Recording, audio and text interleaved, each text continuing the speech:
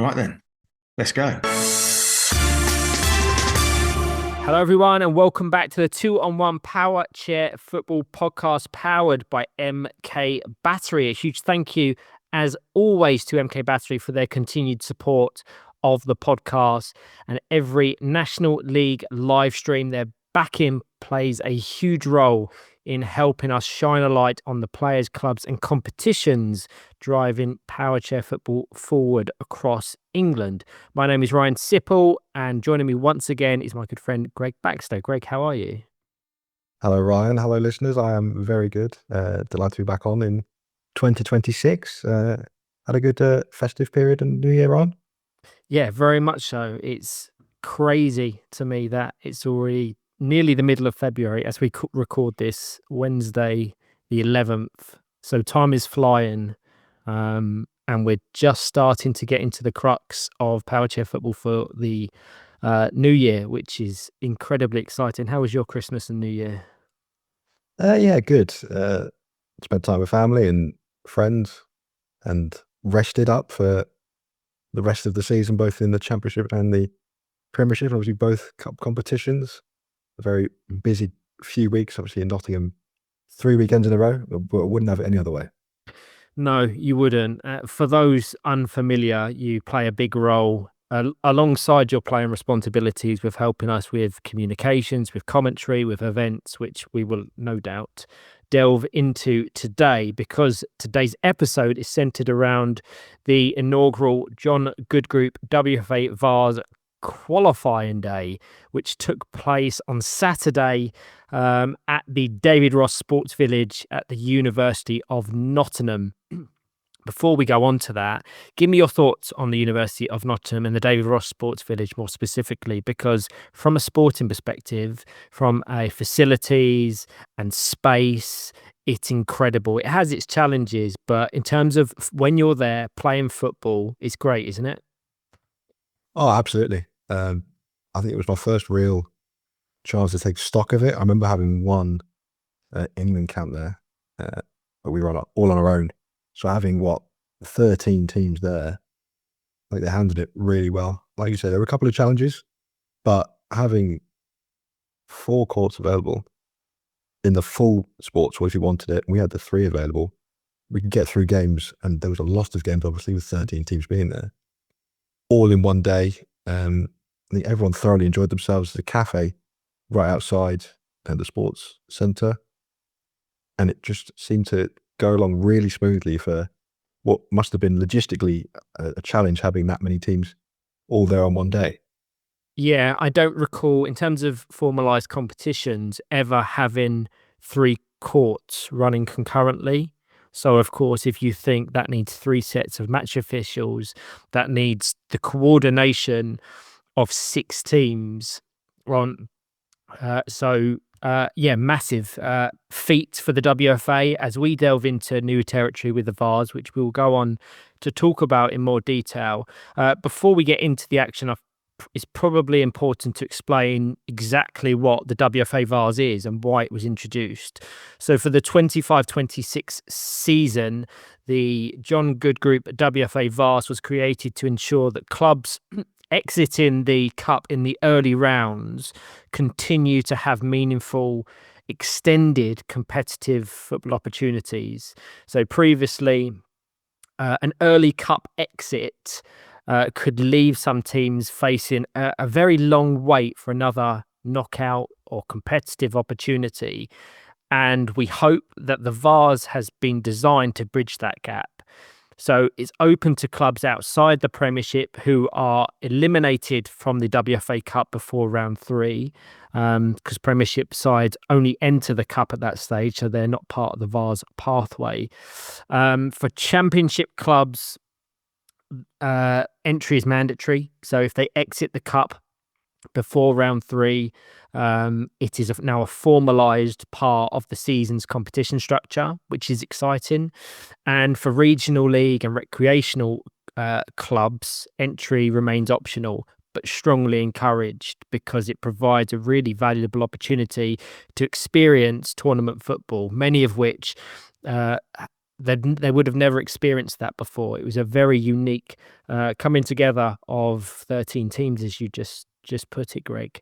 The 13 teams were split across 3 groups, and all of them had the same objective, securing one of the semi-final places at Derby on Saturday, May the 9th. So you may be wondering how we get 4 spots from 3 groups. It was always an evolving situation, and we're finding our way with the competition, so we had to adapt the rules slightly. Of course, the winners from groups A, B, and C automatically progressed to the semi-finals. The 4th and final placement went to the best runners-up from the 3 groups, and we had to make necessary adjustments for fairness, with group C having more teams within it.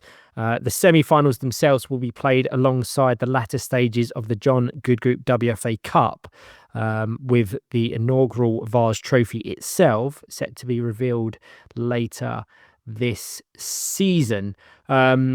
So what we're going to do within this episode is just break down some of the teams, some of the performances, and the end outcome. We'll cast our thoughts forward to May the 9th, where the Vase will conclude, and then we will finish on the recent WFA Cup draw, and we will predict who we think will join the 4 Vase semi-finalists. Greg, the Vase Day was fantastic. You've alluded to it already, but from a player's perspective, I know you wasn't there in that capacity. How valuable would this opportunity been to you in the early stages of your development and Powerchair football career? I think it's vitally important. It's something that the teams that aren't in the National League especially will have really cherished and valued, because it gives them a day to play, 3 or 4 games of football, competitive games of football, that they might not have the opportunity to do so otherwise. They enter the cup competition, they may have played just 1 game and possibly, depending on the draw, suffered quite a high defeat, but then they come on this day to David Ross Sports Village with real fresh impetus to say, look, we've got another chance now. We've got more chance to learn, more chance to develop. And I think for young players especially, it's just brilliant, because you want to be playing as much football as you can, learning as much as you can, gelling together as a teammate, because those teams that are new, that maybe don't get enough time on the court competitively, they can help bring you together, learn how each other plays. So had it been around when I was first starting out, all those, we're in 2026 now, 13, 14 years ago? That's just National League level. I think it'd been valuable for me and a lot of other players.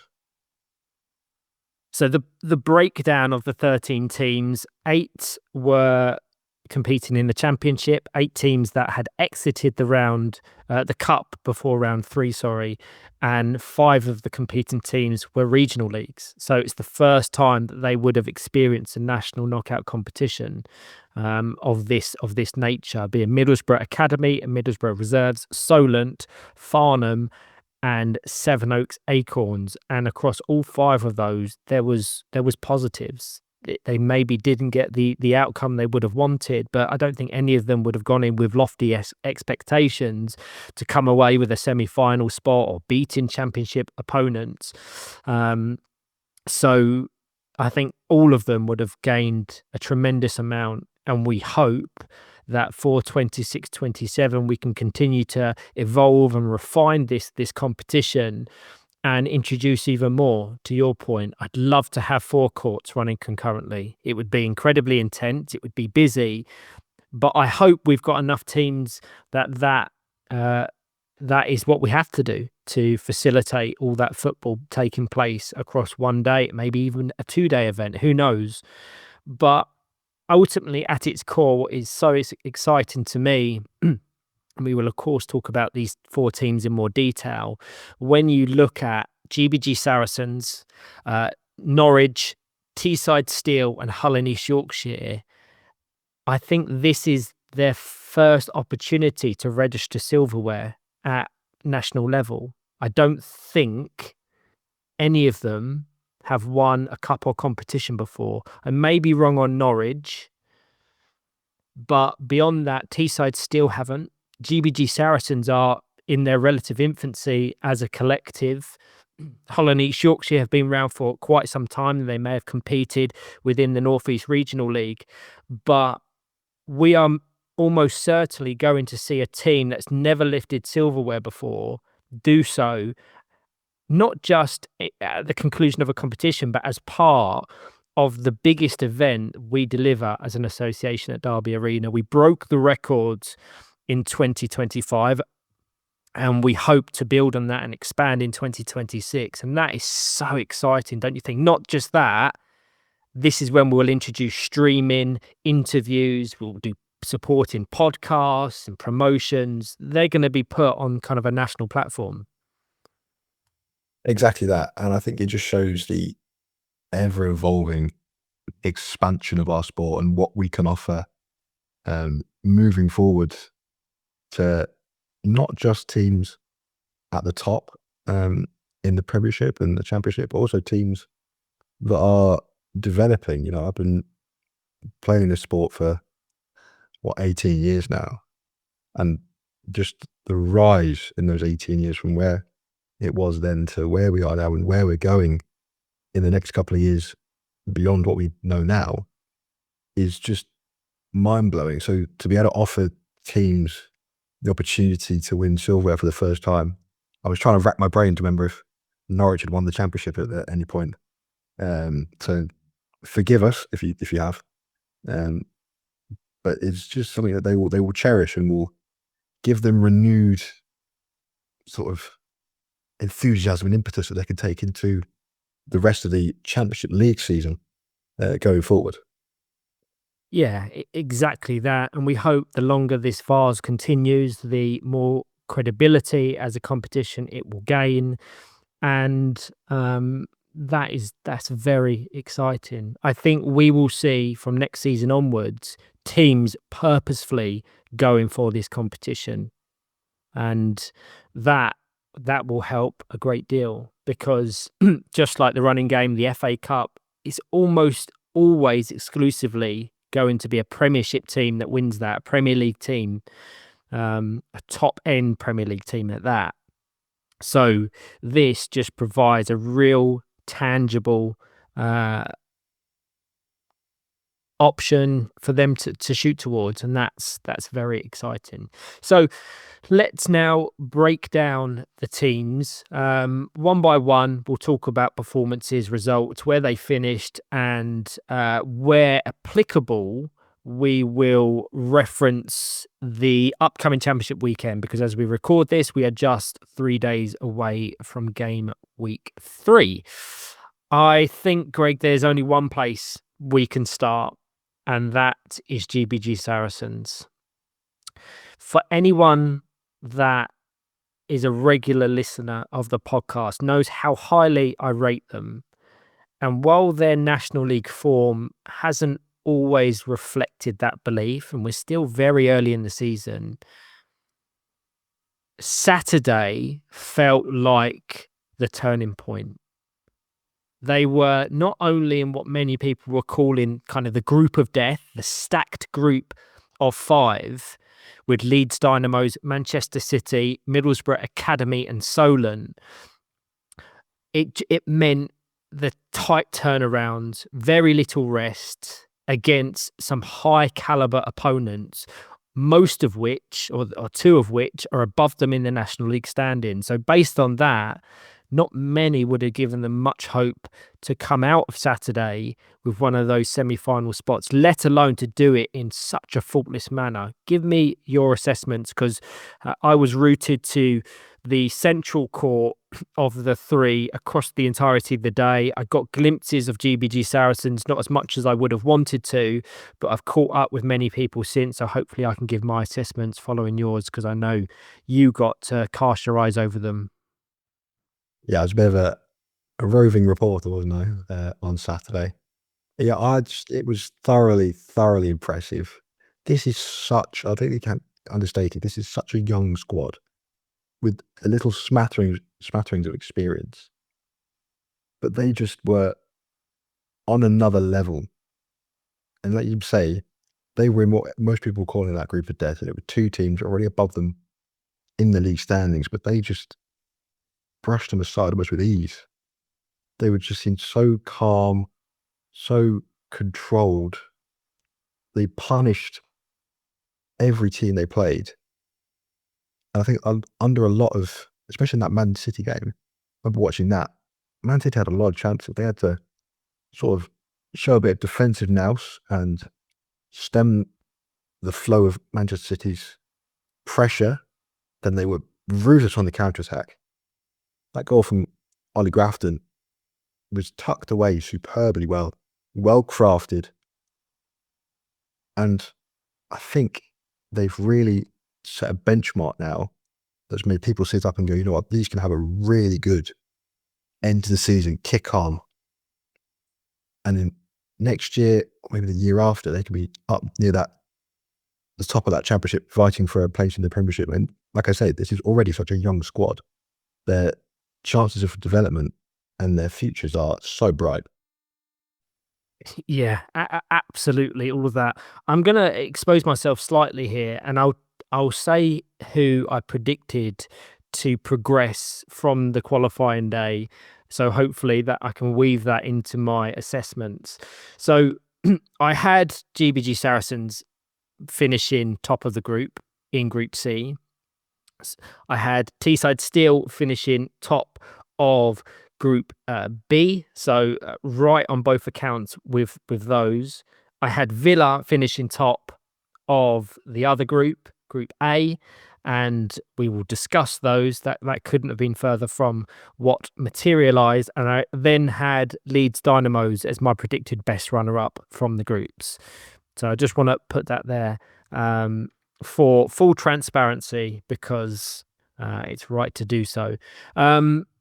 GBG Saracens were faultless, and I knew it was only a matter of time and when, not if, that they started to gain and use that experience to influence results. And looking at how young their squad is and how raw their squad is, the sky is the limit.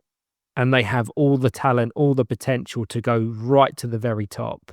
And anyone that comes to championship weekends and cast their eyes over them will see that, because the talent is without question there. Tommy Mickelson, for me, technically is the top in that group. And I think he's, 13 or 14 years of age, let alone thinking about players like Avery Bazin-Ball, who are not even 10 yet. So hopefully that just provides a little bit of context that of the age and the inexperience, yet that was not a factor in Saturday's actions. 1-0 against Leeds Dynamos, a fantastic result. A 4-0 win against Middlesbrough Academy, an unknown entity for many, but we'll talk about those in a little bit. Solent were brave. They're a regional league team that play down in the southeast. They lost 5-1, and then to put the cherry on top, a 1-0 win over Manchester City, a Manchester City side who are probably on paper the strongest they've ever been because of player transfers and certain shifts that they've observed in the last few months. So they didn't have an easy group. They didn't have an easy route to the semi-finals, yet they did it so brilliantly. Ollie Grafton, I think you've mentioned him, scored in each of their 4 wins. So he's got 4 goals to his name. So if we establish individual accolades and awards, he will be in contention for the top scorer of the competition. Avery Bazin-Ball, Tommy Mickelson, as I've already said, technically and tactically speaking, they're playing well beyond their years. The experience and the influence of Adam Sevenoaks and Aaron Ebanks can't be understated. I think they play an important role, and it's the best football they've played in GBG Saracen shirts. And the one I like the most is Fred Boddy in goal.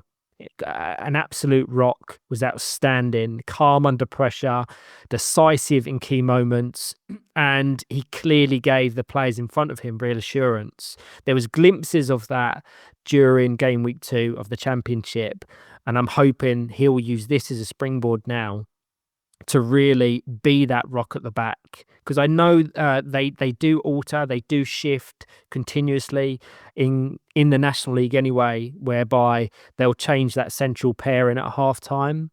I'm not sure whether John Dixon and Tom Wilshaw, who are brilliant coaches by the way, are looking to settle on more of a starting four with players complementing that rather than this continual rotation of their squad. But very few, if any, negatives, and you can clearly see if you follow any of them on social media or the parents just how much they took away from that day.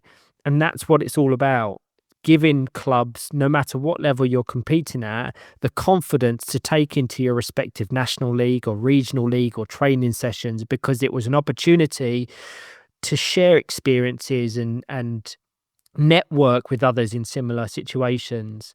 So for GBG Saracens, if they play like that in the National League this weekend, there's absolutely no reason why they can't look to take points off the likes of West Bromwich Albion, Baggies or Nottingham Forest. And even in the games against Manchester United and Teesside, there'll be serious tests, but you would have them as being more competitive now, don't you think? Oh, absolutely. I can't wait to see them play this weekend. Just from what I've seen on Saturday, the development, I think I keep harking back to this and showing the development of our sport and the level and where it's risen to. You know, some of these players you mentioned aren't even 10, like you say. I could barely drive a storm chair at age 10. I started at age 8 and 9. These guys are playing fluid passing moves in strike forces. It's just ridiculous to think about. I'm thoroughly impressed with just how they go about it. You mean played 4 games? Just on that fact, I had a conversation with Jack Humphreys, and he won't mind me saying this, who now operates and plays for Manchester City. He said to me at the conclusion of the day, and he's an experienced player that is probably twice the age of the whole of the GBG Saracens squad. He never wants to go through that again because it was so intense. The lack of rest, recuperation, being able to process the results around you, that just wasn't a luxury that was afforded to anyone in Group C, let alone the youngest group in Group C who went on to excel. And this is where I go back to the fact that we as the WFA will look to refine and develop the competition that factors things like that into our planning, because we know it was incredibly intense, and to play 4 games in one day isn't ideal, but all of them did it as model professionals, and I want to credit everyone in that group. But GBG Saracens, to do it at the ages they are and the lack of experience they've got within wider Powerchair football is remarkable. Exactly. Played 4 games, scored 11, conceded just 1. I think that pretty much sums up, literally, bar 1 goal conceded, a faultless, perfect day for them. Yeah, not just that. The goal in which they did concede came against the weakest side in the division, when they were just altering and changing and shifting things up just to get minutes into all of their players. So nothing really to read into with regard to that one. And I wonder whether they now have the belief and they have the confidence to think we can win this competition. And we'll go on to talk about the other semi-finalists and the potential routes to that final. But they were the best performers, and we had all of them across the day. And whilst you have to judge them in isolation within the context of their respective groups, they were so good. Without question, the team on everyone's lips come day's end. Exactly. So huge congratulations to GBG Saracens. You will be present at the Derby Arena on Saturday, May the 9th, and you may just be with the chance of lifting the vase, the inaugural vase. Let's now progress on to the winners of Group be someone you may be able to shine a light on, because it's Teesside Steel. And for me, Teesside Steel are a fascinating side because they was unbeaten on the day, 5 goals in their opener against Farnham. Thomas Met was brilliant. He got a brace to his name. Oscar Mulgrew, as always, was involved heavily. And they just looked at that point like they were just going to cruise through the group, as they have been doing so in the Championship. But then came the draws, 2-2 with Hull, 1-1 with Sevenoaks, 2 teams that they should be far superior than. And for me, it's the story of Teesside Steel. In the National League, you'll see the headline stat. They've gone 26 games unbeaten, longer than an entire season, and yet they still find themselves in the Championship. Why? Because they draw too many games. Now, of course, context matters. They only had 3 players present: Thomas Met, Jamil Khan, Oscar Mulgrew. But it's fair to say they are 3 of the most experienced players, not just in the cup competition, the Vase competition, but the league as a whole. And not having Isaac Burry, not having Owen Swift or others, not having any depth, it hurt them, and it nearly cost them their place in the semi-finals. And something that I was tinkering over, and something that will be very much applicable to the league as well: players win matches. The squads are what win competitions. And unless they get that latter part right, I don't think that they will lift that Vase trophy, even though on paper, for many, they are the top team. Because the lack of flexibility and tactical options that Graham Mulgrew has hurts them a great deal. I don't want to put you in a sticky situation, but for me, it's frustrating because they have all the ingredients to be one of the top teams in the Championship, fight for a Premiership. But until they address that lack of squad depth, I can see them stagnate. I'm going to call on my politics A-level and answer this as diplomatically as I can. Please do. For not wanting to put myself in a sticky situation of training. Yeah, I think it's fair to say, even with 3, the 3 they had out there, we thought would be enough to get through the group more comfortably than they did. And that's no disrespect to Farnham, Holland Yorkshire, or Sevenoaks Acorns. That's just the level of Oscar, Jamil, and Tom. You're right, the context is important. They did only have 3, and the chairs were, because they only had 3, and they had to cover a lot more ground. The chairs were apparently dying, especially in that last game. 2 of them were gone because Jamil's had trouble with his chair recently. That context aside, they will be disappointed that it wasn't as easy or as comfortable as they would have liked. And to your point about squad depth, you're right, it does need to be considered, because yes, they have that headline stat of being unbeaten, but if one player is ill or has to miss the game, then you can see how quickly it can unravel.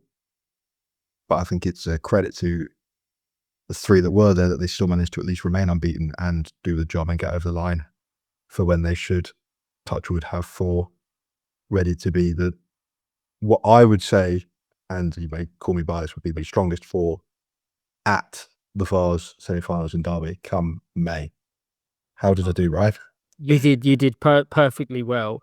I just want to preface some of my comments. I think they're a victim of their own success. They've been so good in recent seasons that I hold them within a bracket above their opposition, certainly within the Vase competition. And just to expand on your point, Farnham are a very new side. I helped set up Farnham in 2021 or 2022. In terms of competitive football, that's maybe 2023 onwards, only at regional league level and very low regional league level. So they was the most inexperienced side, and they showed that experience, beating them 5-0. Sevenoaks Acorns are likewise comprised of very young, inexperienced players that have only just been introduced to regional league football. And we will talk about them because they impressed me a great deal. And then Hull and East Yorkshire, they are rooted to the bottom of the Championship. In game weeks 1 and game weeks 2, they could not buy a point, let alone a win. So on paper, you're thinking that's 3 wins from 3, and they go into the semi-final as the clear favourites for the competition. But that wasn't how it materialised. And for context, Teesside Steel, Hull and East Yorkshire and Sevenoaks all finished on 5 points each. And it was only goal difference which saw them progress. So they need to count their lucky stars that one of Sevenoaks or Hull and East Yorkshire weren't able to get more goals against Farnham to shift that story slightly. But it's job done. And I hope that for the semi-finals, they will have that full squad back. And with that full squad, for me, they are the favourites. I'm excited by GBG Saracens. Norwich City are solid. Hull and East Yorkshire defied the odds. But Teesside Steel are in a bracket above all of those. And they will want to show people why they've gone 26 games unbeaten, why they're regarded as one of the best teams in the Championship, and almost break this curse of being so good but not achieving anything. So come season's end, because the Vase semi-finals occur after the conclusion of the Championship division, they're going to want to come in not only as Championship winners but favourites for this competition. And we could see them have 2 bits of silverware come season's end. Yeah, that certainly isn't out of the realms of possibilities by any means. I agree and would make them favourites. For the Vase, should they have 4 players available, that strong 4 of Isaac Murray, Oscar Mulgrew, Jamil Khan, Thomas Met, and if they can have Charlie Connolly back, then they'll have a little bit of depth there.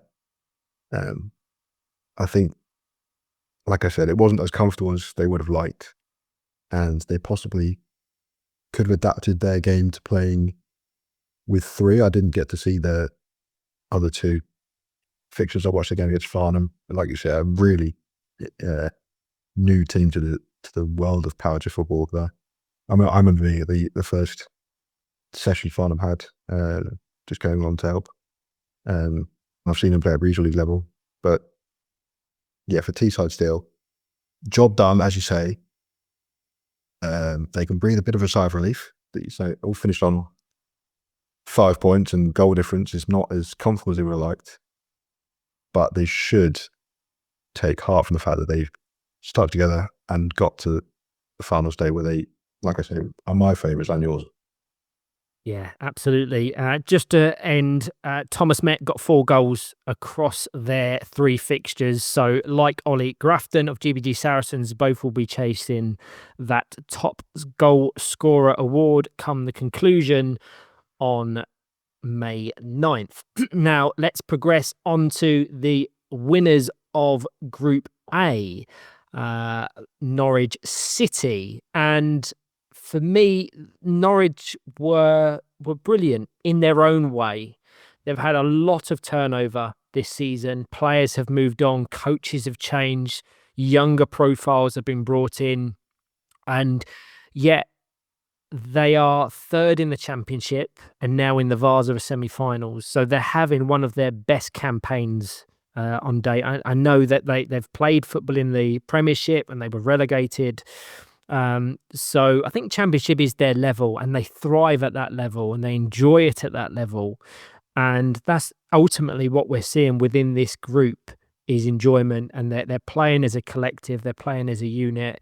They opened up with a 0-0 draw against Middlesbrough reserves, which would have disappointed them, and they would have then been casting their head over their shoulders to look at their two Championship rivals in Villa Rockets and Nottingham Forest as possibly overtaking them and getting momentum within Group A. But that's not how it materialised, as we'll go on to talk when it comes to Villa Rockets, because they just steadily picked up momentum from there. A 2-0 win over Nottingham Forest was hard fought but well earned. and then a brilliant 3-1 win over Villa Rockets meant that they finished on 7 points from their 3 games and a positive goal difference of 4. Give me your assessments from what you saw, Greg.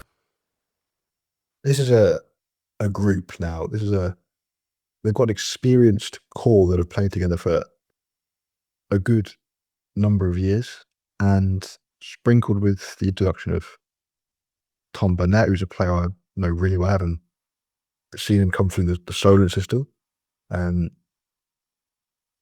Is a group that I think is really, like you say, enjoying their football. They had a really tough time of it in the Premiership last season, but they've come back down to the Championship and not let it phase them. They seem to be enjoying their football, as you say. They're playing some really nice stuff. They rebounded really well from that disappointing, for their point of view, disappointing draw with Middlesbrough reserves. They would have had hopes of getting off with a win and just giving themselves that momentum to take through the rest of the day. That didn't happen, but they responded correctly. I mean, Mike Coleman's one of the most experienced players you'll find, especially at the Vase Day. There's nothing really he hasn't seen from a National League point of view. So they just did a really thoroughly professional job, got themselves into that finals day, and you do not want to draw them. I think, like you say, third in the Championship, they can beat anyone on their day in that division. And I think they'll be really looking forward to their chances of claiming some silverware coming into the season. Yeah, I don't disagree with any of those assessments. They are almost a bogey team, and with all due respect to Hull, and we'll talk about Hull because circumstances are shifting and changing around them. So wanting to draw them in the cup may not be the most sensible option. But with Norwich, yeah, the player profiles have just seemed to click together this season. I really, really like Hannah Murgatroyd in goal. She's a very underrated cog in that machine. She's brave. She'll come out to break the lines, break the opposition press. Her distribution with her front bumper is excellent. She does not shy away from the 180s or the 360s, even when there's nothing behind her, knowing that a miss hit or not timing the connection will almost certainly result in a opponent goal. But she stays composed, and she really shone across Saturday. Mike Coleman is just Mr. Norwich, isn't he? He's synonymous with that club, with that brand, with the way they play football. And despite his experience, he seems to be developing and growing in terms of his leadership, his influence for the younger players around him. Tom Burnett is probably one of my favourite players within Powerchair Football at the moment.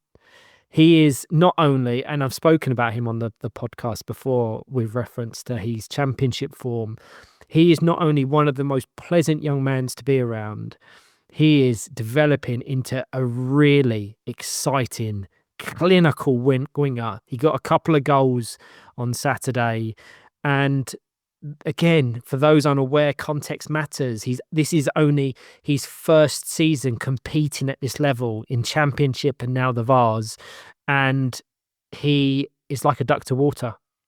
So full credit to him. The commitments he's making to access training and competitive opportunities living on the South Coast needs credit. And I hope he continues to thrive.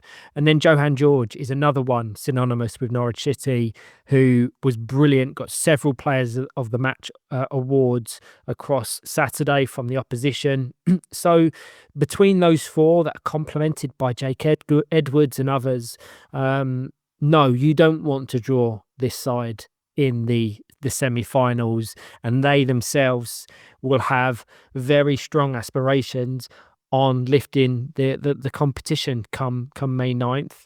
The question now is, can they take that positive form and that momentum into this weekend's Championship? Because they've got some tough games against league leaders and league chasers. I just wonder what the actual aspiration is for Norwich. Because as said, they had a really tough time in the Premiership. I don't think they enjoyed the experience. I'm sure they would have learnt from the experience. But it was tough and it caused a little bit of friction. We've seen players come and go. this is their level. This is when they thrive. I don't want to put them in a box to say they have to be in the Championship, but this is when I personally love watching Norwich. Yeah, and I think for now, this is happy for them. Give them another year of Tom getting more developed and used to National League football. And for a minute, I'm going to say this is Tom. Watching Tom play for me personally, it's just a joy knowing that he's the first player to come through the Solent system as Solent to play in the National League. This is a personal pride for me, knowing that I've been there from the very start, and the team Dad set up and Dad helped run, having a player from that system now thriving like a duck towards it. You say you took the words right out of my mouth. In the National League is really quite something for me, and I know Dad would be very proud of him and how he's playing. Credit to his parents who are so supportive of him, do everything they can to just give him the best opportunities. And like you say, he is such a pleasant young man to be around. So yeah, I thoroughly enjoy watching him play football, and give him and the team a couple of seasons to grow together and get used to how each other plays. And I think they'll be looking above them at the Premiership going, you know what, we could have another crack at that. Yeah, I don't disagree at all. So huge congratulations to Norwich. We will see you in Derby.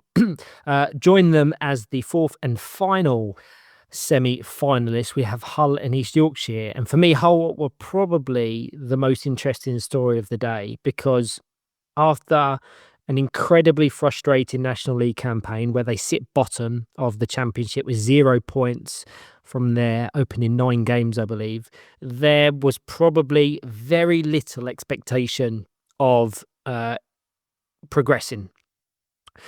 Not only because of the opposition within their group, but even if they were to finish second, they had to better the likes of some real heavy hitters within the Championship division who are most likely to finish second across the other groups. But they were on paper drawn a more favourable group against 2 South East Regional League sides in Sevenoaks Acorns and Farnham.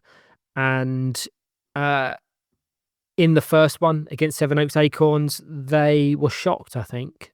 And from that point on, very few, myself included, would have given them any hope of clawing their way back and getting one of those placements. But they did so, and they did so brilliantly, with grit, with determination, pulling on the experience they had and have from some of their players. And I'm excited for them. And you can probably share a little bit of context as to why what was a really almost lucky progression to the semi-final now could be a very realistic, tangible chance of lifting silverware because some recent transfer movement. Yeah, given the context of 0 points from opening 9 games of the Championship this season, are rooted to the bottom of the table, I don't think it'd be unfair of me to say that I didn't expect Hull and Yorkshire to claim as the fourth spot, if you want to call it the fourth spot, in the finals day.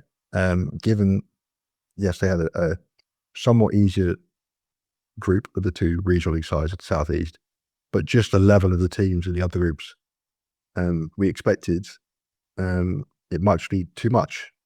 However, like you say, especially after that 1-1 draw with Sevenoaks Acorns, they turned around, got that 2-2 draw with Teesside Steel. They had to come and score 2 goals against Teesside Steel. Yes, they had 3 players, but Teesside Steel did not concede many goals.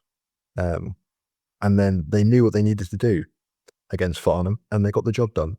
True that it was 0-0 at half time, and they'd have been a little bit nervous, possibly, 20 minutes away from having Sevenoaks Acorns qualify for finals day. But they got the job done, got 2 goals, got the win, and now the whole dynamic and momentum and picture of Honey Shorts changes because they've made these two signings from Scotland. Tyler McClelland, played and represented Scotland at the European Championship, the WFA Nations Cup in Italy back in September last year, and starred for them, and is a really quality player. I played against him in Scotland this season. I'm a really big fan of his. So having him come down is excellent. And I've had the opportunity to play with, Anne-Marie Robertson, another player with some national league experience. Really bubbly person to be around. Great on the wing. They've brought in these two players, give themselves some squad depth, give themselves a bit of quality, and the momentum, like you say, that can build from this Vase Day for them and these signings. They could take that straight away into this weekend. It's a quick turnaround. It's not like they've gained this momentum and then it's going to drop away while they wait for National League football to return. They're straight back into the Championship, and they can surprise a few teams this weekend, I'm sure. No, I absolutely agree. It was funny because their third and final game against Farnham was on the middle court where I was sitting, and I, on my computer, had all of the results, all of the goal difference, all the shifts in the tables, and they came over on several occasions, or Lee Brennan did certainly. What does one goal do for us? What happens if someone scores here? But how it materialised and played out on the day, it was completely in their hands for that Farnham game, and they just needed to win, and they did so. And it was nervy to begin with. I think it was 0-0 at half time, but they rallied. They got together at the halftime break and they came up with a game plan, and they executed on that game plan. So congratulations to them. On the point of Tyler McClelland, he would not be out of place in the Premiership for a majority of the Premiership sides. He's that good. We watched him in Italy, every single game of Scotland. We watched the training sessions. We watched the friendly fixtures that were conducted prior to the competition taking place. And in a technical sense, he's probably the best talent Scotland have on their books, for me anyway. I think he is excellent. And the reason I like this move so much is I think he can fill a void that has been missing for Hull for the last 2 years. And that is a Cole Simpson shaped void. They are very similar players, how they operate, how they influence, how they can strike a ball so cleanly, break the lines. And if he can replicate even 50% of Cole's influence, they may have a good chance of clawing their way up the table. Now, that being said, the challenge is enormous, because if you look at the Championship standings, and I've got them up alongside me, 3 points above them is Nottingham Forest, 6 points above them is GBG Saracens, 8 points is Manchester City, 9 points is Baggies. It's only going to be one of those that are drawn into that relegation playoff. All of them have either strengthened via signings or look reborn with confidence. So Forest have brought Ashton Walls in. Saracens are going to take a lot of confidence from this competition into this weekend's Championship. Manchester City have strengthened. Baggies have found form, and United, well, they are now hoping to win the title with some of the signings they've made. So I don't know where they make the ground up.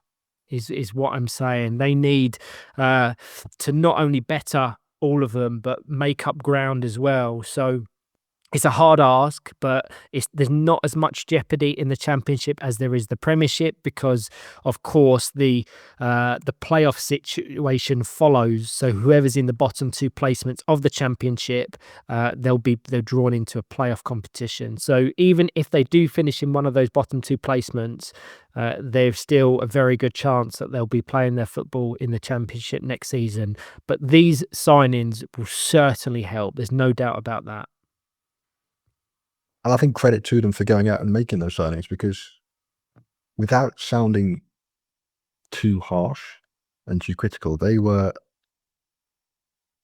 in danger of just dropping like a stone and sitting at the bottom of the Championship on 0 to 3 points for the rest of the season. And I think they've realised that, and they've realised that other teams around them are strengthening. and they've gone out and made the signings to give themselves a chance of not only, I think, bringing especially Tyler in, because we saw him play in Italy, and like you say, he is just so technically strong, and you are right, he will fill that Cole Simpson type void as best he can for Hull. But I think it will just bring the best out of the players that Hull have themselves and help them develop and bring them along. So even if Tyler is just a signing for the second half of this season and he doesn't come back next season, they'll have a better chance of, if they're in the playoff, relegation playoff, winning that and coming back through it into the championship next season, but giving themselves a better chance of fighting harder to stay up and away from the playoff next season. Yeah, exactly that. So again, just like the other 3 semi-finalists, it's just a huge congratulations to them, because I think they were the ones that defied the odds the most to be there. And we will see how the new signings adapt and integrate, and we'll see what they do in the remaining fixtures of the Championship and, of course, the WFA Vase. While we're on Group B, as we've ticked off 2 of the 4 teams, let's now just recap more briefly some of the others that complemented the day. So next, let's go to Sevenoaks Acorns, because for me, they were excellent. And the fact that a regional league level side, players that had never been exposed to this level of intensity before, with all due respect to the South East Regional League, came away disappointed that they weren't one of the 4 semi-finalists, and it was only because of goal difference that they find themselves exiting the competition. They played some lovely football against Farnham. It was that they won 1-0. It was, I'm sure, bittersweet for Harry Barnley, because he, of course, originates from there. He's come over from Farnham to play more competitive football, and he's benefiting because of it. Worth noting that of their 3 games, he got 3 Players of the Match awards from the opposition. So he's not only getting that acknowledgement from us, he's getting that acknowledgement from the opposition, because he really does influence things in the middle. I'm not quite sure what the average age is of Sevenoaks Acorns, but it's clear that they're raw, they're green, they're inexperienced, but they're exciting. Lucas White scored some really good goals. Theodore Torsig in goal was brave, relieving pressure, occasionally naive, but that's to be expected when you're playing a level of intensity in football that you've never been exposed to before. So my point on Sevenoaks Acorns is, and this will be very much linked to their Premiership side, if that Premiership side does find itself relegated from the 25-26 season, there is a potential positive in amongst that negative, that they can start to integrate these young, raw, talented players into National League football, because it's like so many of the things we're referencing, it's a matter of when, not if, that they start to play their football there. Yeah, there's a really exciting core of players for Acorns. I kind of have, well, I said the inside track, having played and trained at Sevenoaks for a few years, and we'd always get there early and help out the Acorns whenever they were training with us. And it was really exciting to see them on this stage and not be fazed by it. You know, they were just so close to making it to finals day, you know, playing on the same stage as, you know, the top Premiership teams as a regional league club. So I really hope they take heart from the day and how they played. And should the first team end up getting relegated to the Premiership, they may find opportunities to play at a national league level coming sooner than maybe they expected. And I think it's no secret it's been a difficult time for Sevenoaks. And this could be the beginning of a reset, and having these players coming through could be really good for the club as a whole in the southeast region. And I think it's, you know, I know our friend Miles Wheeler had a lot of input with coaching these players, and I think he'd have been very proud of them on Saturday. Yeah, Sevenoaks is a huge part on both of our journeys. We're so heavily invested within that squad and group of players, but very much so. I see this as a very exciting chapter in the club's history, in amongst the sadness and the things that people have had to process. But I looked at that Sevenoaks Acorn squad on Saturday, coached by Ian Hayward, who is a brilliant coach, a brilliant person, and it put a big smile on my face. It really did. So I'm excited for the future, and they've got some talent. There's no doubt about that. So congratulations to them. Again, they didn't come away with one of the semi-final places, but they only missed out on goal difference. And they was also in the group that saw two teams qualify for the semi-finals. So they went unbeaten against one of the two teams that could go on to lift it. And that's not going to be a bad stat to have come the competition's conclusion. So yeah, congratulations. And just to conclude Group B, you've got Farnham. We've spoken about them weaved in and amongst when we've referenced Teesside Steel and Hull and East Yorkshire, the most inexperienced side within the whole competition, but did themselves incredibly proud. The only disappointing thing, not disappointing, but unlucky, I would say, is they weren't able to get that goal, which I'm sure would have given them a positive in amongst a very beneficial learning experience. And that is what the Vase is about. There's no expectation. We didn't want to introduce streaming to this event solely because we wanted players to focus on enjoying themselves, playing in a new environment against new players. And I hope, and this is my hope of the Vase competition, that it benefits teams like Farnham the most, like Solent, like the Middlesbrough Reserves, Acorns, Academy. That is what this competition's for, to expose them to a level of competition they wouldn't have before, but supplement it with workshops and networking.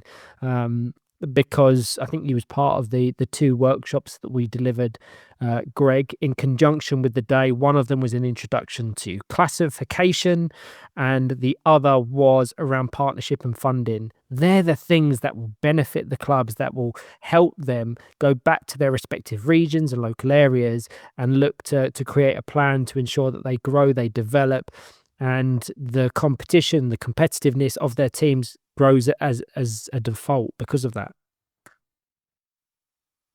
Absolutely. And that's all we can hope for, really, is those teams that are unlucky enough not to make it to finals day, or like I said, we'd like to see every team score a goal. So for fun, they were maybe slightly unfortunate that they didn't manage to get one, but I can see that they enjoyed the day and will take a lot from it and will be stronger in the future for having played in the Vase Day, and that's the entire point of introducing it.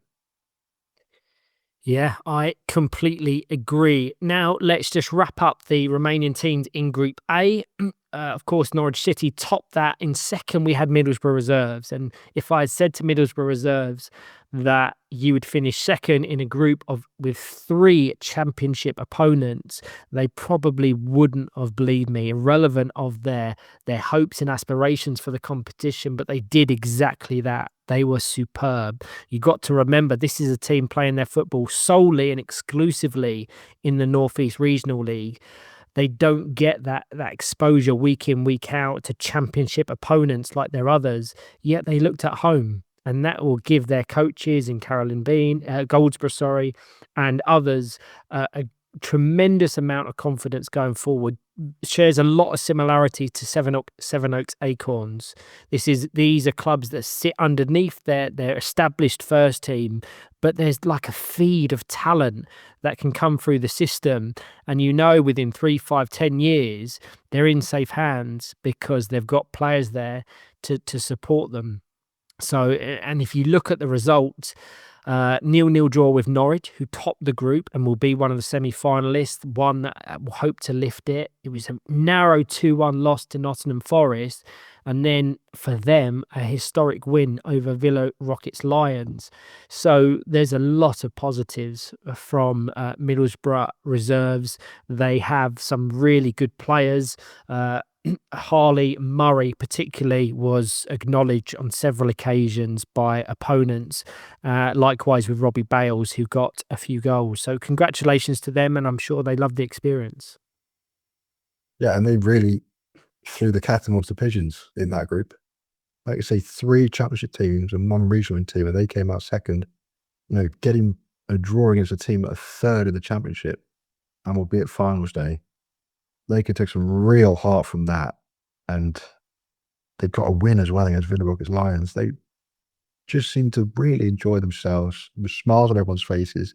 And to link it with a team in Group C, that you saw 2 Middlesbrough development teams in the same competition, like the abundance of talent and development at Middlesbrough is something that they can be really proud of. Completely.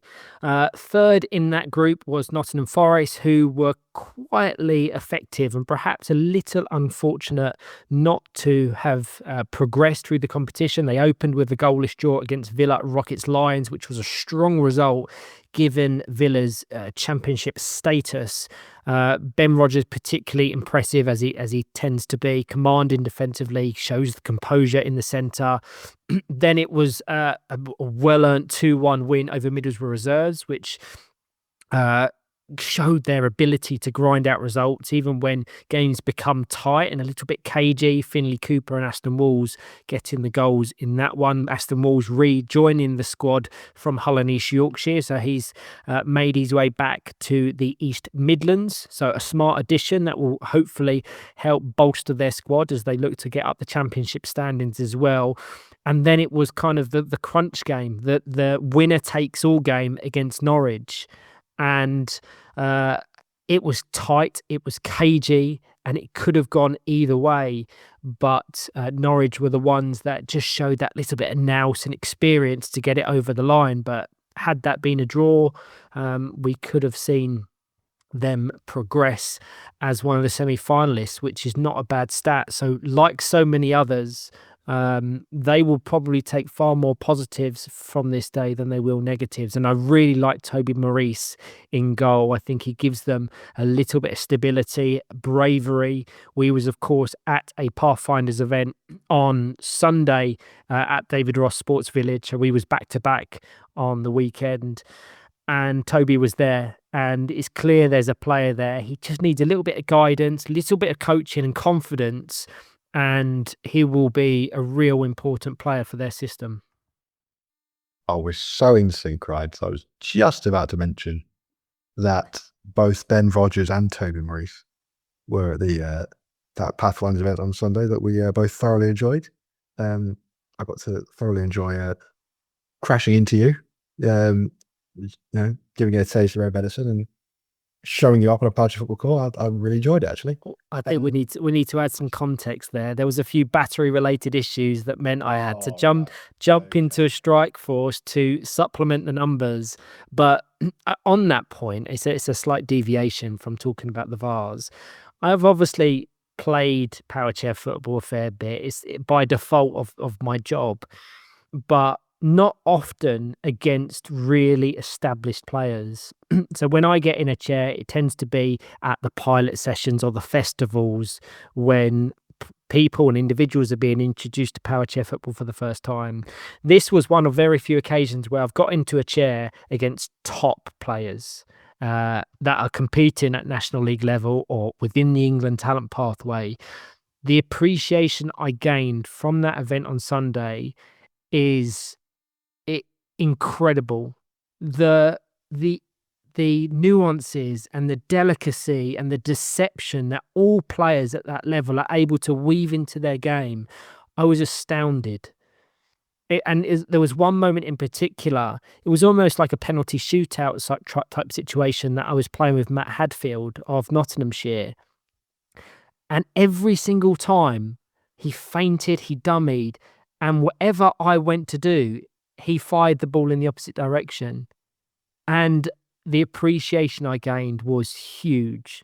You know how much I love this sport. I appreciate the players. I can recognize a top level performer. When you get in a chair, it adds to that tenfold. It really does. And you was included in that group, Toby Maurice, Ben Rodgers, and others. Sebastian and Oscar Spink, 2 brilliant young players, so tenacious, who we'll talk about when we reference City. But I know it's a deviation, but I just want to say how much I appreciated that event just from my own perspective, obviously I call and commentate a lot of Powerchair football, but I like situations like that because it just helps me realize how talented you all are. Flattery will get you nowhere, Rad. No, I'm sure. No, it was really, really good. Thoroughly enjoyable. I think everyone had a smile on their face. Everyone seemed to enjoy ribbing you.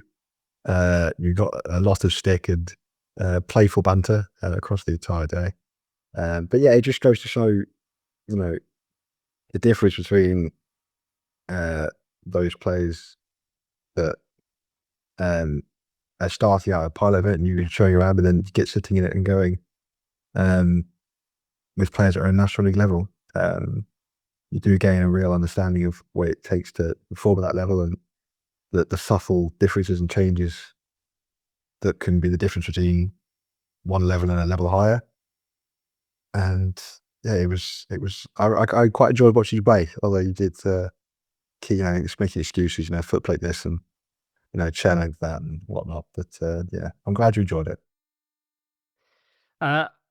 Yeah, for that, I just want to say a huge thank you to Kath Goldsborough, Adam Langley, and everyone else at Pathfinders, because it genuinely was one of the most enjoyable events I've attended and been part of. It was such good fun, and hopefully we as an association can work with Pathfinders and others in the future to create events like that, because I can't talk about it highly enough. Entirely. Back to the Vase competition. It's fourth in Group A, and it's Villa, Rockets, Lions, who, without question, were the surprise of the day, and sadly not in the way they would have wanted. On championship form alone, for me, you would not only have made them favourites for their group, but possibly favourites for the entire competition. And there is context, and there's player misses that played a big part in them not progressing, but they lacked the cutting edge completely. It was chalk and cheese compared to what we've seen in the National League, and they will be really disappointed that they not only finished bottom, but they were bettered by teams that they would themselves say they're far superior than. And it's on those absences, it makes you appreciate how good Naglis Montvillas is, because their squad wasn't too dissimilar from the Championship game week 2. The absences of Ellie Brown and Naglis Montvillas meant that they had to adapt, and sadly they just weren't able to do so in time. They were comprehensively beaten in the WFA Cup, which saw them enter the Vase to West Bromwich Albion Baggies. But I think they thought that was more a blip. That was the exception, not the rule. But they just could not get a result. They could barely score a goal. And that saw them finish bottom of the group. Give me your assessment. Yeah, I couldn't agree more with everything you just said, really. It just shows how good Naglis is and how much effect he has on this Villa Rockets Lions team as their middle central player. He is the metronome for that team, dictates everything they do, and not having him there highlighted that even more than having him there that the Championship has. I think they just couldn't get anything going whatsoever. They were my pick to win the group, or at least push Norwich a close second. But yeah, they couldn't get anything going. They had to make a last minute signing just to get another middle player in. So maybe there's some lack of cohesion around there. They just struggled, I think it's fair to say, and they will hope to right those wrongs this weekend and continue their good form. I'm assuming and hoping they'll have Naglis and Eddie back for this weekend, and they will look to put it behind them, what was a disappointing day, and continue their push for Premiership football next season. Yeah, I don't disagree with any of that. I think when you really delve into the detail, their playing, or they don't have a central player. For the last 2-3 seasons, Mason Hindley has been that leader, has been that central player exclusively, absolutely exclusively. So I don't think they've ever put any effort or energy into developing someone else to fill that void. He's, of course, not playing this season for whatever reason. And at National League level, they play Naglis Montvillas there. It's not even Naglis's preferred position. He's a world-class wide player.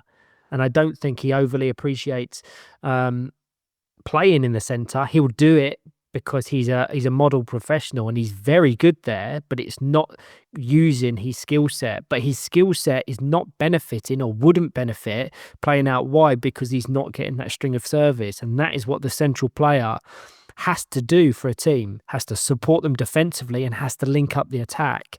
And with all due respect to the likes of Jordan Cormack, who was the shining light in the Villa side, coming in for the first time, being bright, being positive, it meant that the likes of Tanvir Hussain, who I think is right up there, if not top of the top goal scorer charts in the Championship, isn't getting the service. Kean Collins, likewise, whilst he leads the assist charts in the Championship, he's almost the second phase of 3 in the Championship, whereby it goes Naglis, Kean, and Kean fires it over the box. So whilst Kean is a great creator, it needs that facilitator in the centre to get him going.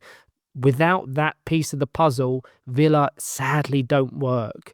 So yes, Ellie and Naglis will be back this weekend. They'll be more competitive, of course they will, but opposition will surely sense opportunity when they play them, because there's fragility. This is the thing with bringing in international or outside players to your squad is, yes, you bring in the quality, and there is no doubt in it Naglis Montvillas would fit into most, if not all, Premiership sides and be a starter. That is without a doubt fair to say. But you have to continue developing the players you have at your club and at your disposal, should they not be available for whatever reason. And it's a fair commitment to make, coming over from Ireland for one day for a FA Cup Vase qualifying day. And I think it clashed with an Irish Premiership weekend anyway. So you're going to have those clashes. And yes, playing with these players can build up your players you have at your club, because they're playing with a better player, especially in the middle, in Naglis' case. But when they're not there, you need to see the progression of the players and go, right, he's not there at the minute. Can you step up and show some of the skills that we've been trying to develop? And unfortunately, for them Saturday, on this occasion, it wasn't there. And that's not to say that it won't be there in the future with more time and more development. But it is, I think, just a little bit of a warning to the club and other clubs thinking about bringing in overseas talent. What would you say, Ryan? Yeah, I completely agree. And it's something we've discussed on the podcast. I think Owen Swift was the real voice when we had him on once about the regulation of overseas players and how it's exciting. It shines a light. It speaks volumes as to the level of football we're able to provide these players and expose them to in the lead up to major competitions. We've seen Valentino Zegarelli come in the lead up to Argentina. There is some exciting developments happening Premiership level.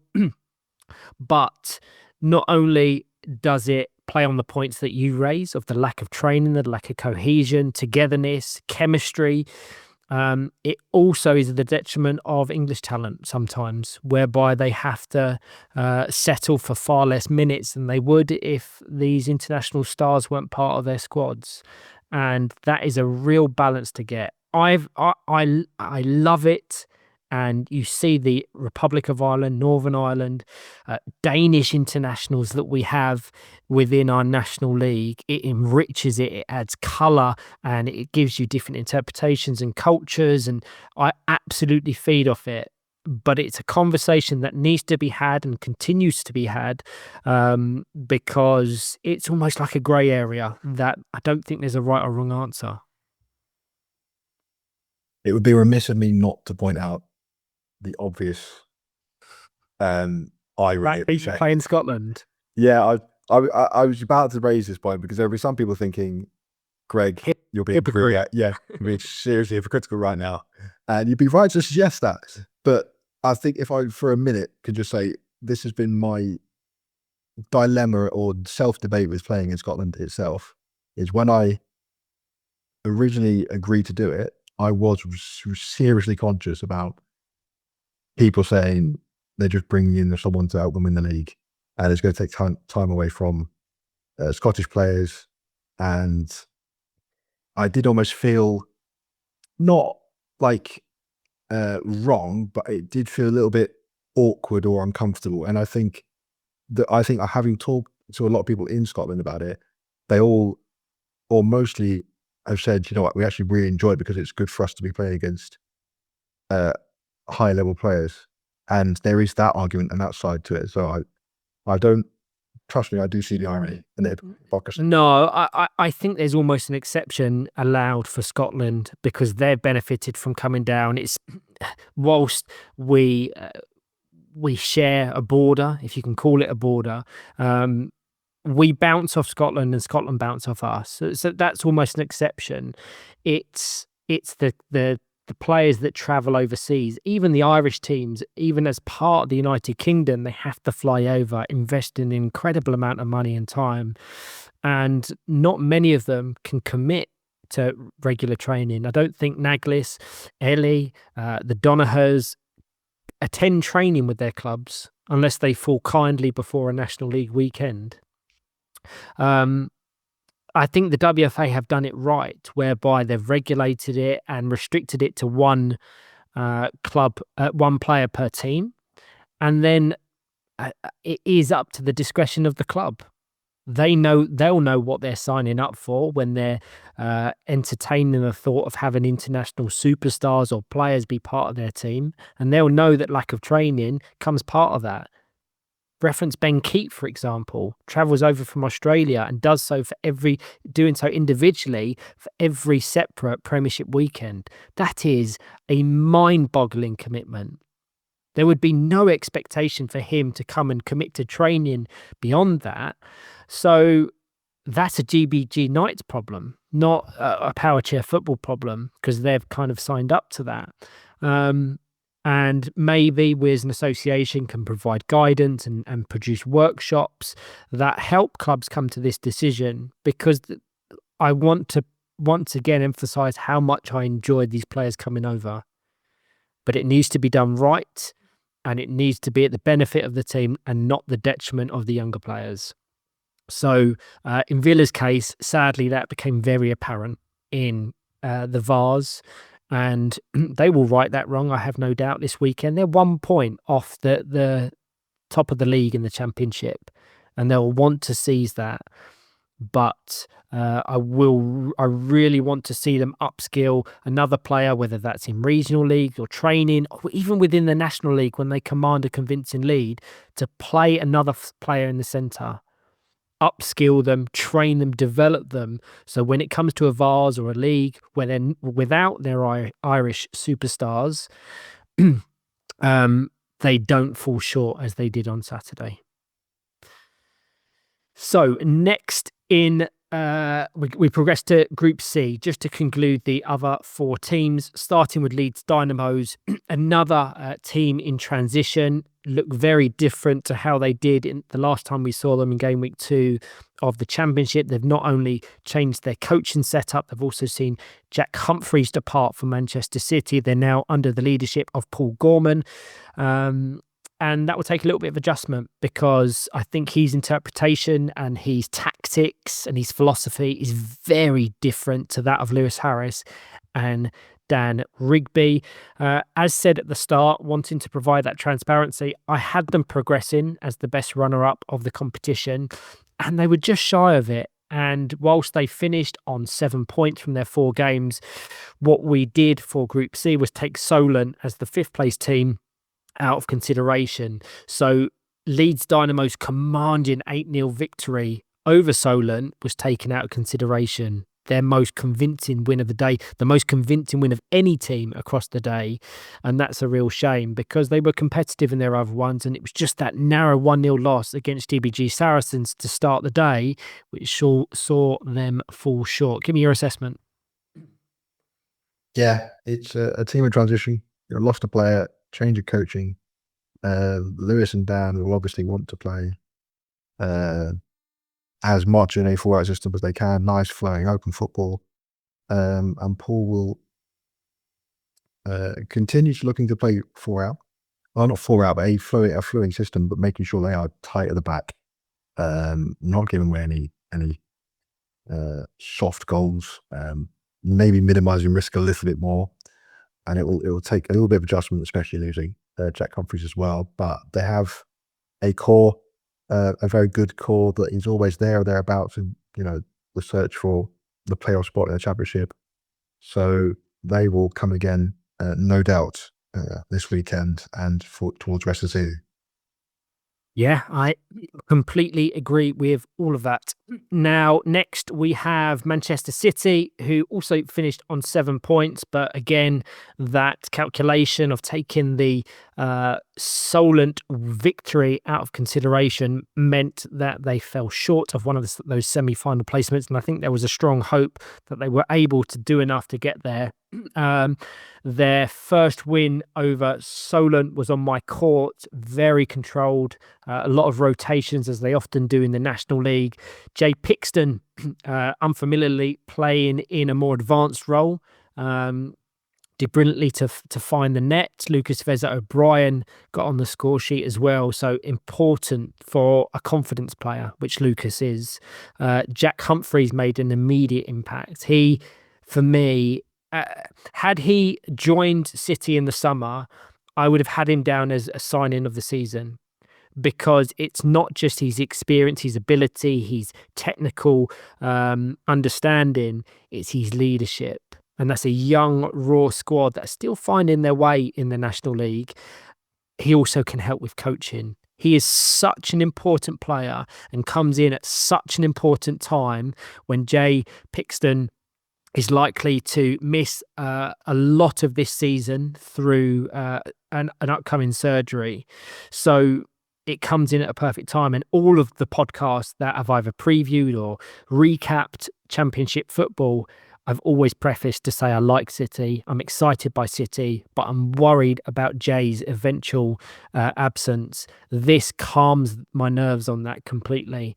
So a very significant signing. Yes, they lost James Simpson, a poacher who scored some of their most important National League goals in recent history, but bringing in Jack changes the dynamic because of that leadership, that experience, that quality. So I'm excited by them. Not much more I can really say there, right? Jack is just the person that will bring in that calmness, that stability, like experience of having played at this level for a number of years now. And like you say, it just gives them that reassurance that when Jay does go off for his surgery, that, they'll be okay. They've got that settled player who can play in the middle and operate and just go about his business, as quietly and resolutely as he does. And Jack can bring on the younger players that Man City have, and they're both Spinks we played with on the Sunday. They're characters. They are characters, and they love their football, and they love competing against each other. But when they're on the same team, they are brilliant as well. Yeah, I will say I've spent a lot of time with Sebastian and Oscar Spink, whether that's National League, regional emergent talent programs. This was the first of many Pathfinders events that they've attended and I've been a part of. Probably a big statement, but I genuinely believe they have the potential to define City's short and long-term success, because technically they've always been strong. They've shown a great aptitude for the game, but it's always been psychological and maturity that have been the considerations. But I'm seeing growth in that aspect. They're still only 15 years of age, and I think they're brilliant. They've in recent weeks transitioned into strike force chairs, and I posed the question to them on Sunday to say, how much of a difference do they make to your game? How much sharper are you? How much better are you at executing your intentions? And I think they said between 50 and 70%. They value that change and that shift so much. And even myself, as someone who's able-bodied, that Middlesbrough have a whole range of different power chairs that I was zipping in and out, and there were some equalisers, there were some bullets. There is something about a strike force that is so smooth, so intentional, that I can understand it. And that's something that I've gone through, a development I've gone through in recent weeks and months, to know that it is the equipment plays a huge role in complementing the player's skill set. And I hope with Sebastian and Oscar Spink, we will now see them really shift their levels up. And if they can ensure that psychological development, which I've challenged them to do so, as I said, I think they'll define City's short and long-term success, and they can really be the faces of that squad. Yeah, and I think to your point, we've seen the transition now of those players that are fortunate enough to play straight away in a strike force. But you talk about that GBG Saracens team, they're all, if not mostly, in the strike force at such a young age. So for the likes of the older people, like, myself, going from the days of Storms and TXs to then you have to take a while to transition into a strike force, whereas now they get straight into a strike force, now developing super quick, and that's why we see players younger and younger, but at such a higher level, starting at a higher level already, to then reach those higher levels. They're not having to go from the lower levels and then reaching a development and taking a while. Just to conclude on Manchester City with regards to the Championship, they're in a very similar situation to that of Hull and East Yorkshire. That there's not much difference between them and the bottom placements, and all the teams around them are and pushing forward.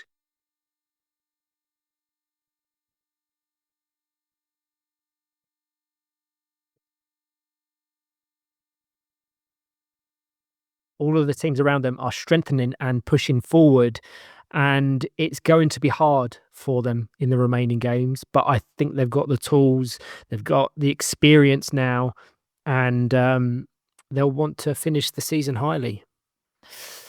Now we just have one team remaining. I believe two teams remaining. Middlesbrough Academy and Solent. Let's start with Middlesbrough Academy, because I was able to catch them on a few occasions, and I thought they were absolutely excellent.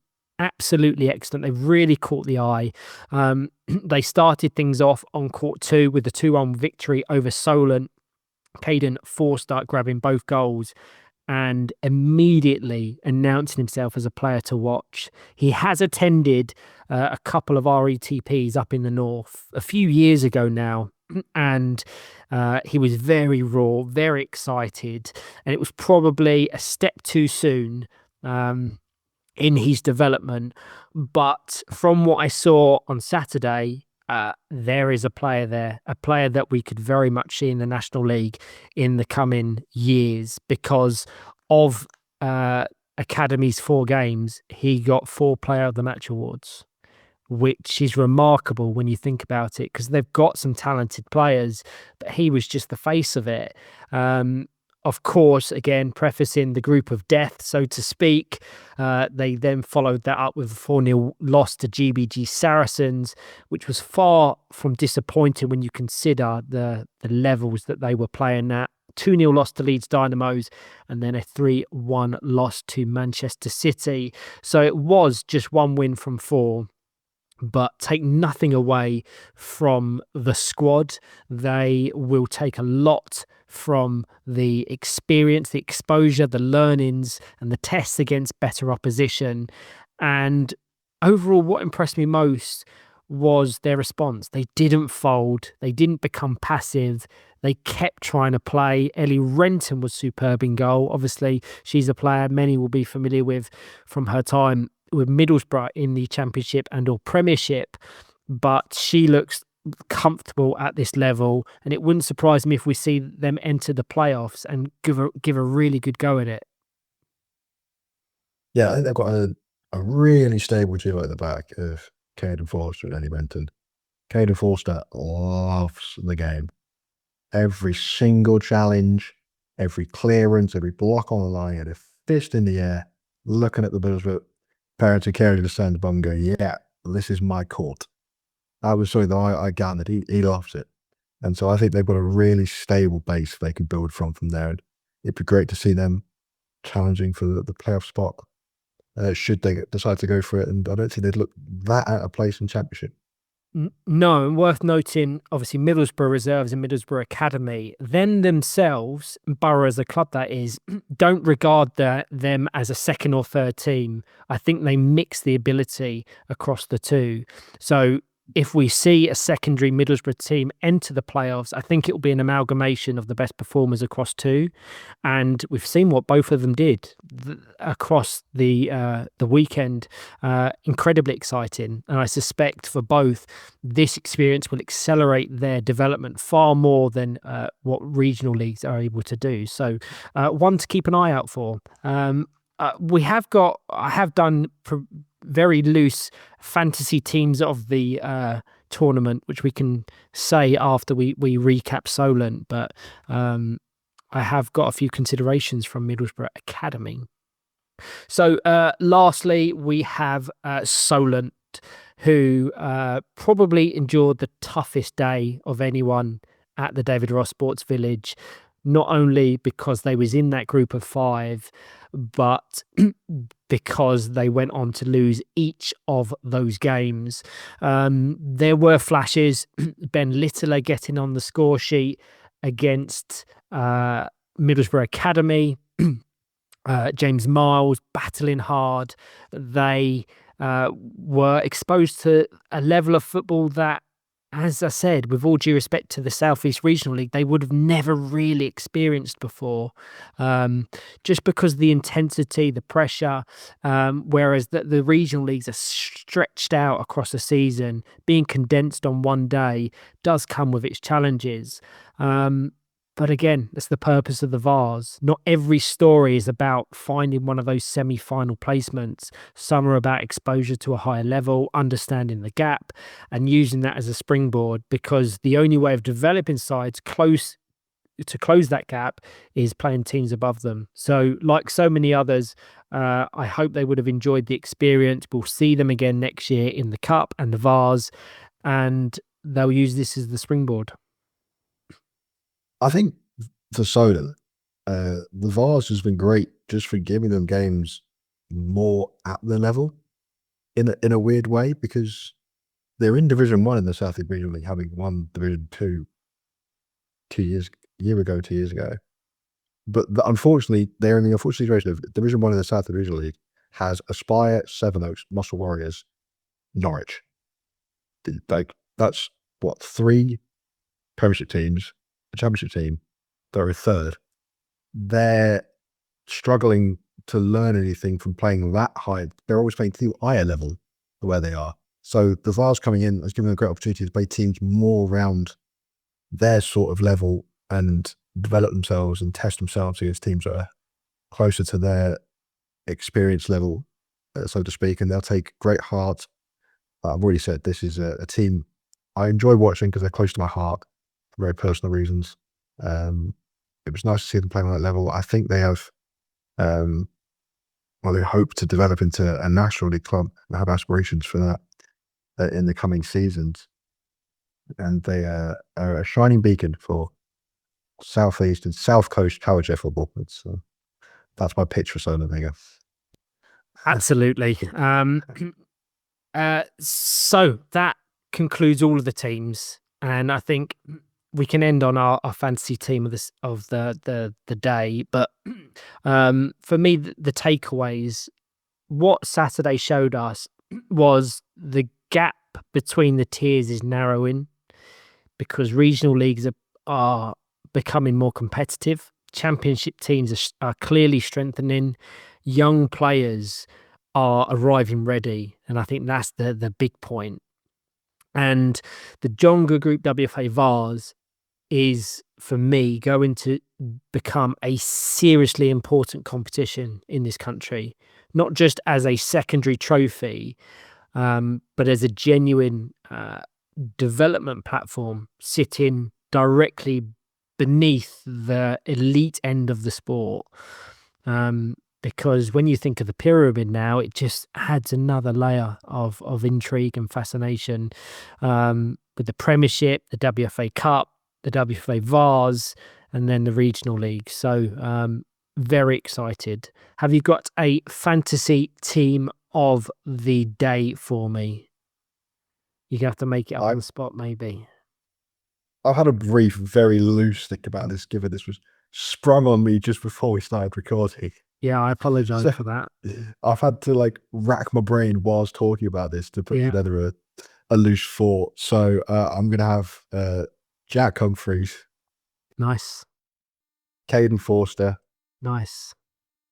Ollie Grafton. Yeah. And I'll add the other top scorer, Tom Meck, on. Tom Meck can go in there as well. Very, very nice. Not too dissimilar. I think we've gone in terms of shape. So I've gone Fred Body in goal, 3 clean sheets from 4, and just playing 4 games that intense and coming away with a faultless record. I've got the honourable mention of Ellie Renton. I think playing in goal, she's played out wide for Middlesbrough in the past, but playing in goal for the academy is something that she seems to be thriving at.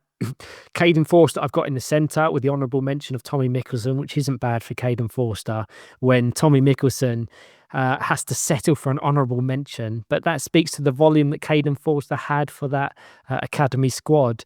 I've got Ollie Grafton and Thomas Met on my wings as well. So no, very exciting, and it's going to be such an exciting chapter for the sport, introducing this competition. And just for context, for those unaware, because we've got the Vase that concludes on the same day as the WFA Cup now, people may not be aware of the shift and the change. The competition, or the Cup competition, will now conclude at Derby, and the Powerchair final, as we know it as part of the FA Disability Cup weekend, will almost serve as a Community Shield equivalent, where the Premiership winners face the Cup winners to determine an overall champion.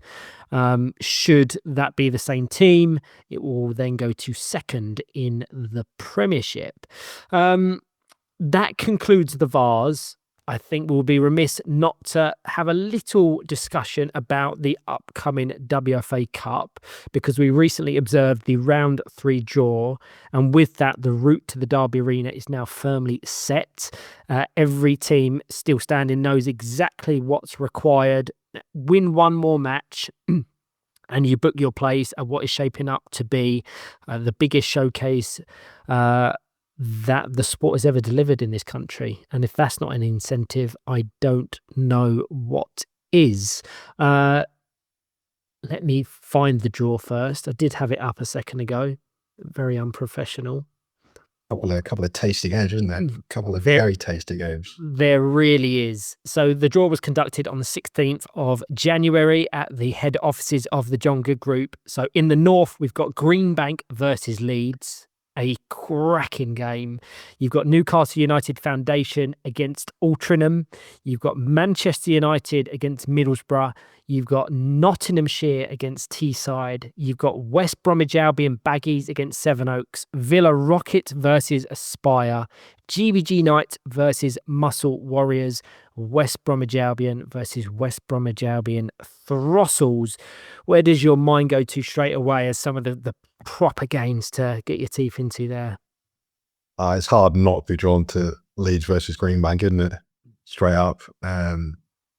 Journalistically, it's a cracking game. From a Teesside point of view, it's nice to eliminate one of the two very strong teams from our point of view, because obviously they both can't go through. But journalistically and diplomatically, it's a cracking game on paper. It should be a real end-to-end clash of styles almost. And I think the other one for me would be Villa Rockets versus Aspire. I'm amazed that Sevenoaks and Aspire avoided each other because they seem to be like magnets when it gets to this stage of the cup draw.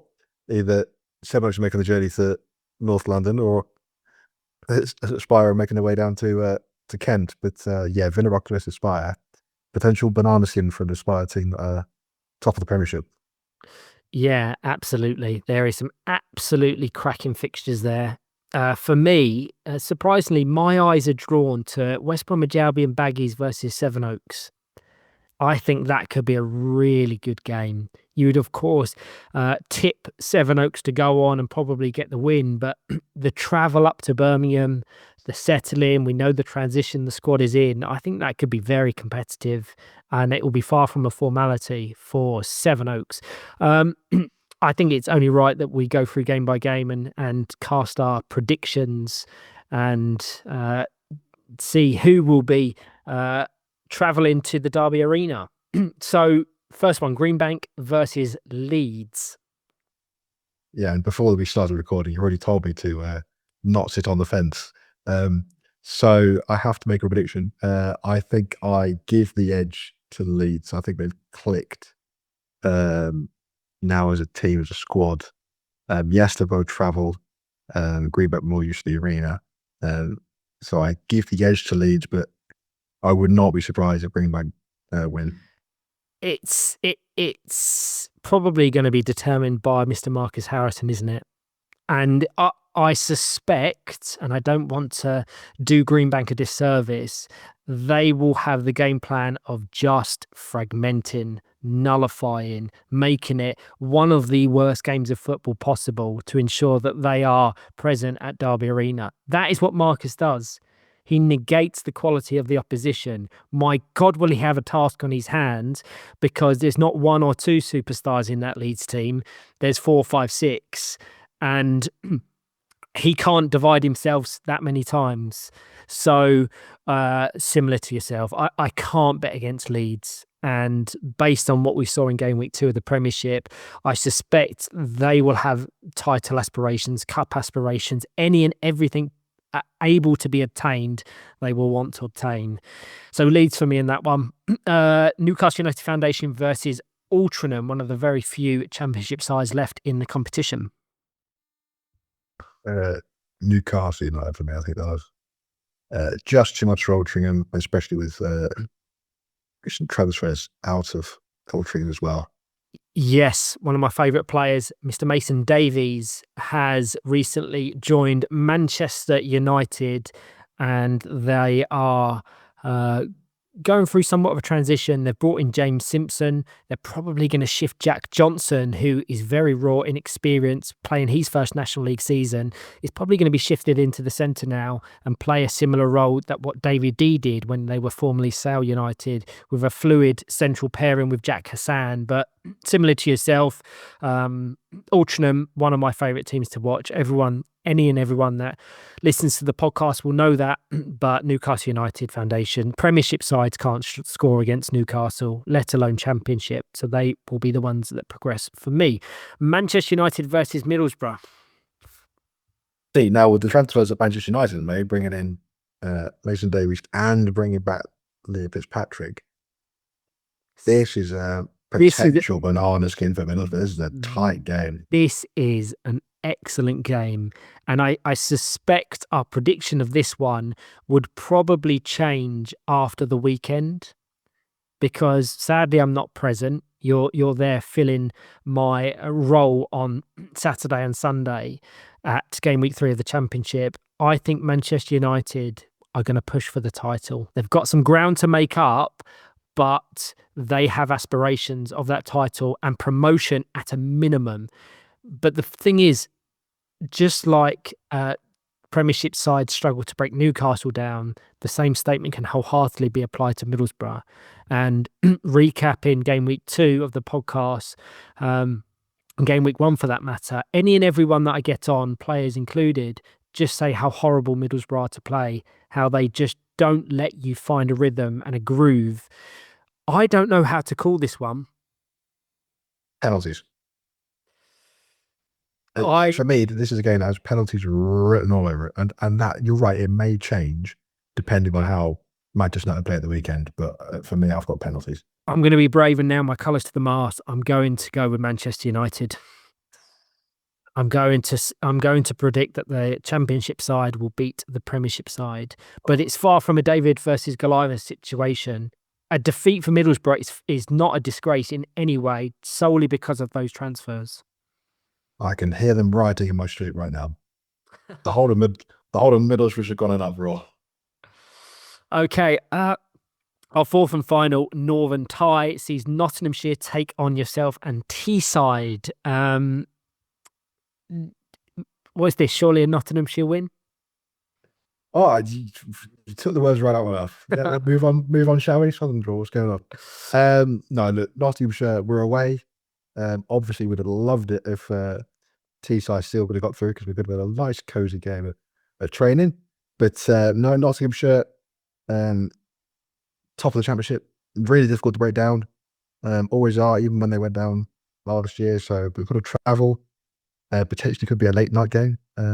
So all the different factors and contexts. But yeah, obviously we back ourselves to get through that one and get to Derby. There we go. That's my journalism and Teesside hat down in one day. Yeah, I mean, the Teesside, they're Premiership champions for a reason. They are formidable.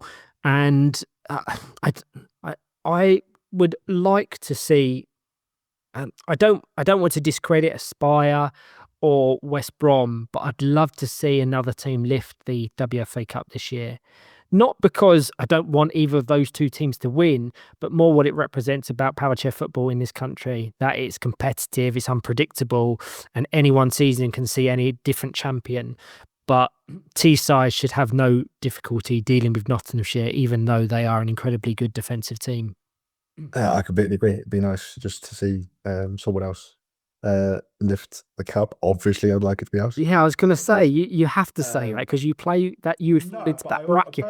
Personally, I'd like to also get to play at St George's Park on TNT. That'd be quite nice. If not, hopefully I'll be in the on the gantry again. But it'd be a nice occasion to play in. Absolutely. Now let's go down south. Well, hardly down south. We're going as far as Birmingham for West Bromwich Albion Baggies versus Sevenoaks, a game that I'm really excited for.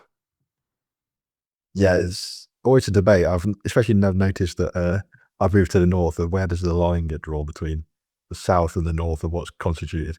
Birmingham's the Midlands, always Warwick. But in this occasion, it's south. And I think Sevenoaks for one, as I already said, we're happy they've avoided Aspire. That's a bonus. Two, they're going to have to travel. Difficult. I've done a trip to Birmingham with Sevenoaks before. It's difficult, long journey. The arena can be quite cold sometimes. So they'll have to have their wits about them. Obviously, give them the benefit of the doubt as a Premiership side. But if they're not on their game, as they have struggled to be at sometimes this season, the Premiership, then Baggies will give them a real good go. Yeah, I completely agree. But I would tip my hat to Sevenoaks. I think they'll get the job done, but I don't think it will be simple at all. But I'm happy to be proved right or wrong on that. Villa Rockets versus Aspire. And this is the other game I pointed out is, you know what, this is a cracking game. Villa this season, from what I've seen for them in the National League, they feel primed for cup football. One-off games that they can be defensive, they can be stubborn, like we was talking about Greenbank. It doesn't need to be pretty, but it just needs to be effective over a 40-minute game. And we've seen Aspire struggle a lot against Villa in years gone by. They're like a bogey team for them. They knocked us out at Derby last year on penalties. Am I right in saying this is a repeat in the semi-final last year? I believe so, yes. So Villa be looking for a bit of revenge. Aspire have got to travel. but you're hard bet to predict against Spire this season because, my word, they've been on fire, top of the Premiership at Christmas. So it won't be an easy game. It'll be a cracking game to watch, and Villa could really make it difficult. But for me, Aspire.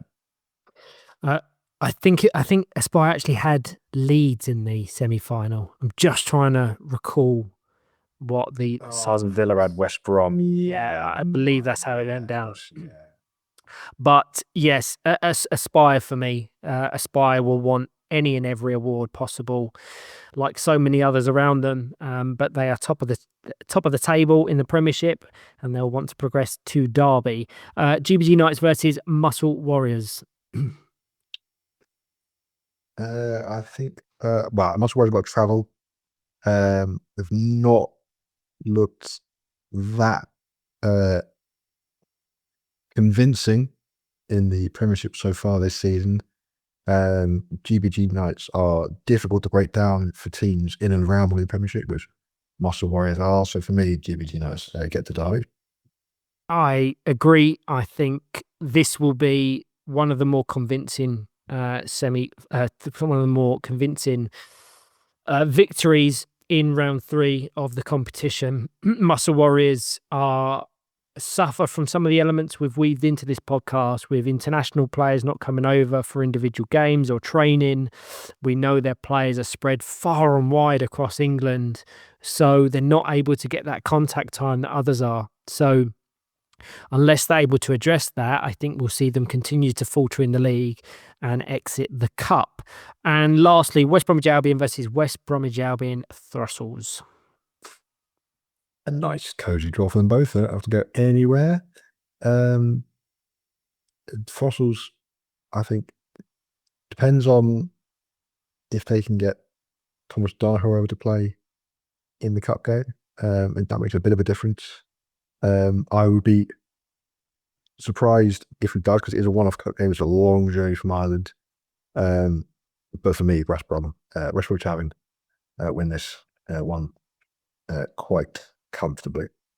Yeah, I mean, the two faced one another in December in game week 2 of the Premiership, and that was a convincing win for West Bromwich Albion. And this is a West Bromwich Albion side that's far from at their best. They're struggling to fire at the moment, but I'm sure Chris Gordon would have got them together across the Christmas break to really focus on the upcoming weekends and competitions that they have. But similar to yourself, I find it hard to bet against West Brom.